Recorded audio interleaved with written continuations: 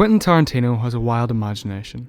Since his first film in 1992, he has gained a reputation for his creative storytelling, as well as an ambition to rewrite history, whether that be African American slave gone rogue in Django Unchained, or the alternate ending to the Manson family in Once Upon a Time in Hollywood. His most famous film, which aimed to alter the course of history, however, is Inglourious Basterds, in which a group of vigilante Nazi-terrorising Jews unknowingly joined forces with a Jewish cinema owner and a cowardly colonel to bring down the Nazi regime in one night and win the war for the Allies. Inglourious Basterds was edited by Tarantino's trusty editor Sally Menke and received a nomination at the 82nd Academy Awards for Best Film Editing. Through this video essay, I will address various editing techniques employed by Menke, including the identification of characters through juxtaposition, parallel editing, and the manipulation of time and space through montage.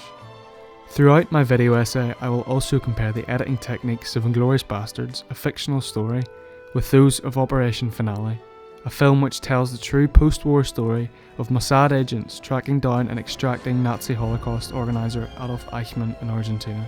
This comparison is particularly interesting as the plots of both films appear to be similar, both featuring a group of Jews seeking to bring Nazi leaders to justice, not to mention that both of these groups include Melanie Laurent playing a key role. What contrasts, however, is their purpose. Operation Finale seeks to stay true to history, whereas Inglourious Basterds, through its editing, edits history. Let's first look at how Inglourious Basterds makes use of juxtaposition in identifying the main character types often associated with fictional stories. Menke's selection and ordering of shots in Chapter 2 establish the narrative code of protagonist versus villain. Take this scene for example, in which Lieutenant Aldo Rain briefs his squadron of Jews ahead of their mission. And all y'all will get me 100 Nazi scalps, taken from the heads of 100 dead Nazis. Or you will die trying. Nine, nine, nine, nine, nine, nine! This use of disjunctive editing makes a definitive break from cutting in the service of verisimilitude, and instead juxtaposes two shots for dramatic and narrative purposes. This shortcut directly contrasts Hitler's paranoia and insanity with the Bastards' poise and determination. Sound good? Yes, sir! In a film like Inglourious Basterds, it is essential to know who is important to the narrative outcome, one or multiple characters. The answer to this question must be addressed and answered in the edit. Menke answers this through juxtaposition with her selection and ordering of shots. Her editorial decision to place these contrasting shots directly after one another not only gives clarity to the narrative, but reminds us of the fictionalized nature of it. Secondly, Menke and Tarantino edit the course of history through the parallel editing between narrative strands in the final climactic chapter. Chapters 1 to 4 focus on the separate narrative strands, and up until this point there has been cross-cutting between different points in time. Chapter 5, however, exhibits parallel editing, cutting between scenes that are occurring at the same time. The strands that Menke cuts between are Shoshana and Marcel and the Bastards, both of whom plan to destroy the cinema, killing all inside. Things don't quite go to plan on the Bastards' part, as Landa captures Lieutenant Rain and Yutovich. Here, Menke leaves this scene to run for 8 minutes as Landa details his plan and informs him that he is willing to let their terrorist plot succeed, provided he is rewarded handsomely. The specific placement and pacing of Landa's revelation give the following events a greater significance, and the parallel style in which they are edited lends them urgency. After this scene, the parallel editing begins, cutting between Marcel and Shoshana and the two remaining Bastards in the cinema. The action goes from the French lovers to the Bastards and back to the lovers, alternating between two strands of simultaneous action. Another parallel strand is created through the edit, as Marcel and Shoshana split up to carry out their own roles in the plan. Menke cuts between Marcel and Shoshana 6 times within 25 seconds, heightening the tension and pace of the plan. This sequence culminates in a 20-second tracking shot of Marcel positioning himself backstage, gradually revealing the large pile of nitrate film that will be used to burn down the cinema. By adjusting the pace of this sequence and showing the two scenes parallel to each other, Menke emphasises their working together and ultimately increases the suspense as the film draws to its dramatic conclusion. The parallel editing of Inglourious Basterds creates the illusion that events are happening at the same time. It draws each of the plans established earlier in the film to their climax.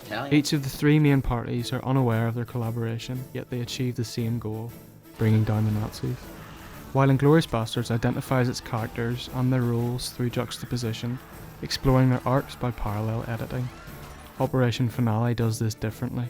The film employs cross-cutting instead of parallel editing, cutting between scenes that may or may not be occurring at the same time. Operation Finale cuts between scenes in Israel as the spies organise their mission, and scenes in Argentina where Eichmann tries to hide from the world.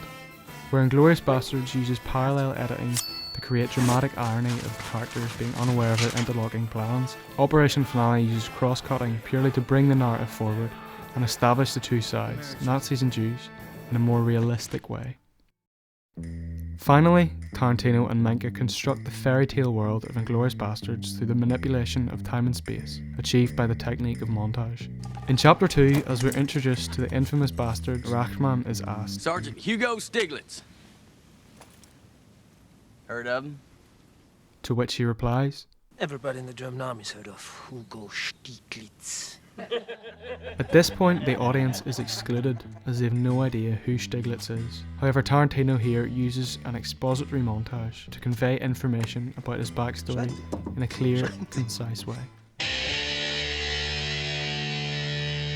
The montage begins with a freeze frame of Stiglitz's name on screen, before Samuel L. Jackson voiceover informs us and shows us the identity of the 13 Gestapo officers he killed, how he killed them, and the consequences of killing them, all within 30 seconds. The montage ends 1.5 minutes later as the bastards rescue him from prison.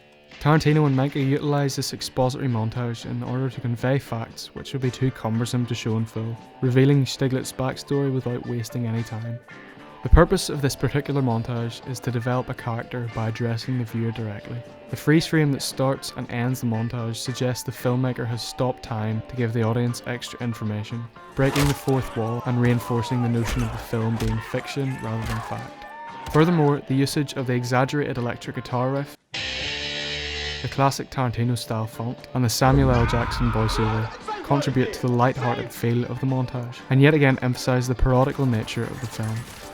Operation Finale also uses a montage, however again it is purely to get the characters from Israel to Argentina. This montage does not aim to add unnecessary detail as Stiglitz's montage does, and so it does not deter from the historical accuracy to which it clings. Overall, it's clear to see the impact the editing has on the style and purpose of a film. Where Inglourious Basterds is a light-hearted fictional tale from Quentin Tarantino's imagination, Operation Finale sticks to the pages of history for its inspiration. While their purposes are different, what remains evident for both is the importance of editing in achieving them.